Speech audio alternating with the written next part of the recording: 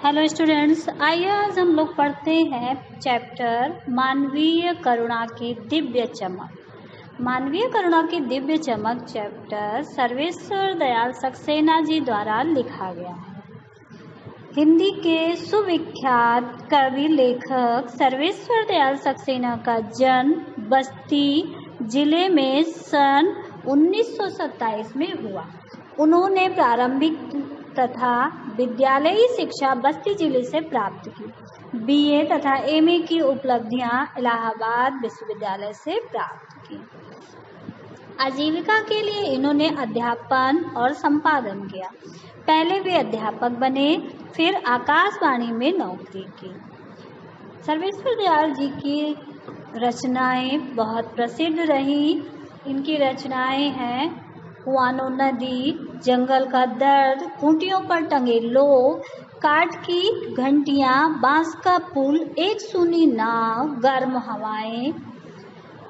Sarveshwar Dayal Saxena Romanian, श्रृंगार, सौंदर्य और प्रकृति प्रेम के कवि हैं।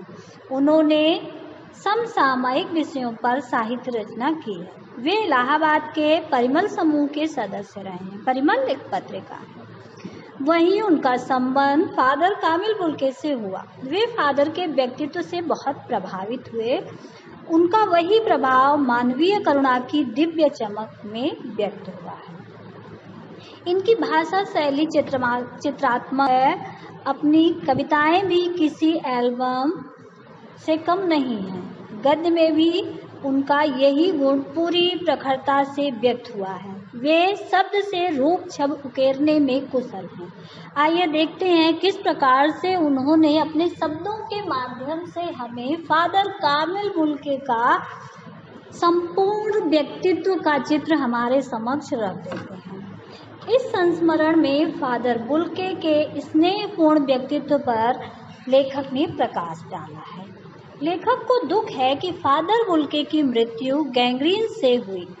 वे जीवन भर लोगों को स्नेह की मिठास बांटते रहे, फिर भी उन्हें गैंग्रीन हुआ। हम किस ईश्वर से पूछें कि बुढ़ापे में उन्हें ऐसा दुख क्यों मिला। वे सदा साधुओं जैसा सफ़ेद लंबा चोंगा पहने रहते थे। उनकी बाहें और आंखें सदा गले लगाने को आतुर लगती थी। लेखक ने 35 सालों तक उनके इस स्नेह को महसूस किया था। उन्हें याद करना करुण संगीत सा लगता था और देखना करुणा में स्नान करने जैसा लगता था। यही लेखक का कहना है। फादर से बात करने पर मन में कर्म करने का संकल्प जागता था। जिन दिनों लेखक इलाहाबाद में था, फादर भी परिमल नामक संस्था के सदस्य थे। वे उस पारिवारिक स्नेह में बड़े सदस्य के समान थे। वे गोष्ठियों में, विचार विमर्श में और हंसी मजाक में खुलकर भाग लेते थे। वे सबके पारिवारिक उत्सवों और संस्कारों में पुरोहित की भांति उपस्थित रहते थे। लेखक के पुत्र के मुख में पहली बार अन्न उन्हीं ने डाला था। उनका वात्सल्य देवदार सा ऊंचा था, देवदार के वृक्ष के समान ऊंचा था। जैसे देवदार के वृक्ष के नीचे हम सुरक्षित महसूस करते हैं, उसकी छाया में हम शांति का अनुभव करते हैं, ठीक उसी प्रकार फादर की छाया में एक अजीब सा सुकून मिलता था, ऐसा लेखक का कहना है। फादर प्रायः इलाहाबाद की सड़कों पर साइकिल चलाते हुए दिख जाते थे।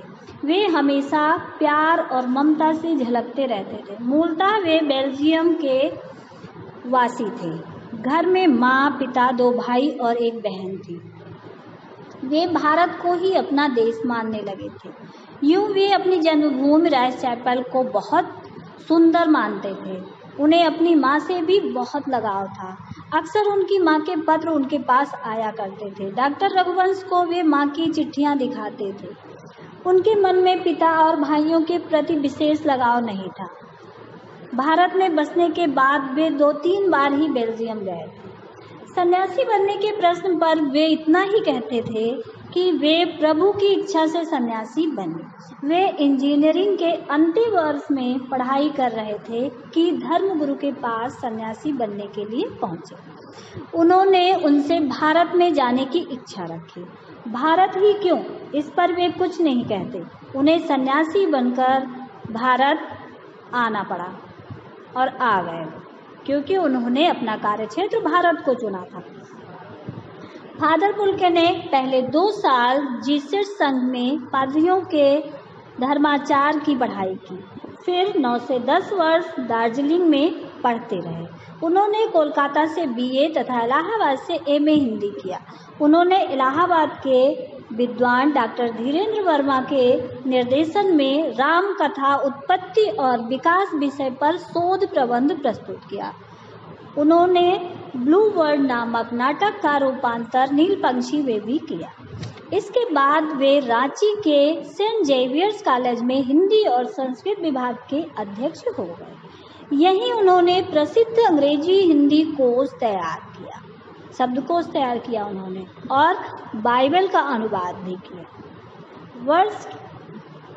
73 वर्ष की आयु में उनका देहांत हो गया। लेखक का कहना है कि फादर पुलके सन्यासी जरूर थे, लेकिन रिश्ते बनाकर तोड़ते नहीं थे। 10 साल बाद मिलने पर भी उनकी गंध महसूस की जा सकती थी। वे दिल्ली आने पर लेखक से अक्सर मिलते थे। वे हिंदी को राष्ट्रभाषा बनाने के लिए बहुत व्यग्र रहते थे।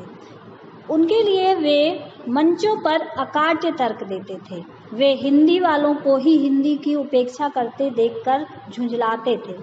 फादर पुलके हर दुख में साथ खड़े रहते थे। उनके मुख से निकले सांत्वना के शब्द मन में गहरी शांति प्रदान करते थे। लेखक को अपनी पत्नी और पुत्र की मृत्यु याद है। लेखक का कहना है कि किस प्रकार से पत्नी और पुत्र की मृत्यु पर फादर ने उन्हें सांत्वना दी थी। लेखक ने फादर को अंतिम बार देखा तो वे ताजुब में थे। उस समय फादर की मृत्यु हो गई थी और उन्हें एक ताबूत में रखा गया था। उनके चेहरे पर बिखरी शांति स्थिर हो गई थी। 18 अगस्त 1982 की सुबह 10 बजे उनके शव को दिल्ली के कश्मीरी गेट स्थित निकलसन कब्रगाह में उतारा गया। कुछ पादरी डॉक्टर रघुवंश का बेटा और उनके परिजन उन्हें धरती की गोद में सुलाने के लिए ले गए।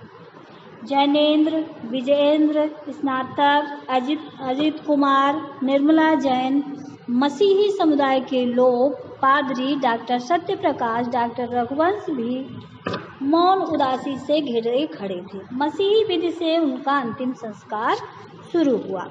रांची के फादर पास्कल तोयना ने उन्हें श्रद्धांजलि अर्पित करते हुए कहा, फादर पुलके धरती में जा रहे हैं।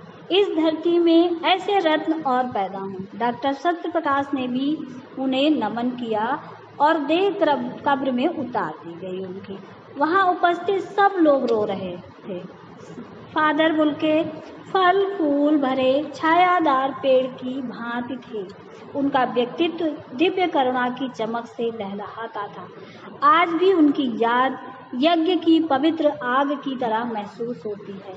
लेखक ने यहाँ पर बताने का पूरा प्रयास किया है कि किस प्रकार से उन्होंने फादर पुलके का साथ महसूस किया और किस प्रकार से फादर पुलके अपना देश छोड़कर भारत में आ बसे और उन्होंने भारत को ही अपना देश बताया और उन्हें भारत से और भारत की हिंदी भाषा से विशेष लगाव था, जिसके लिए उन्होंने कई सारे कार्य किए।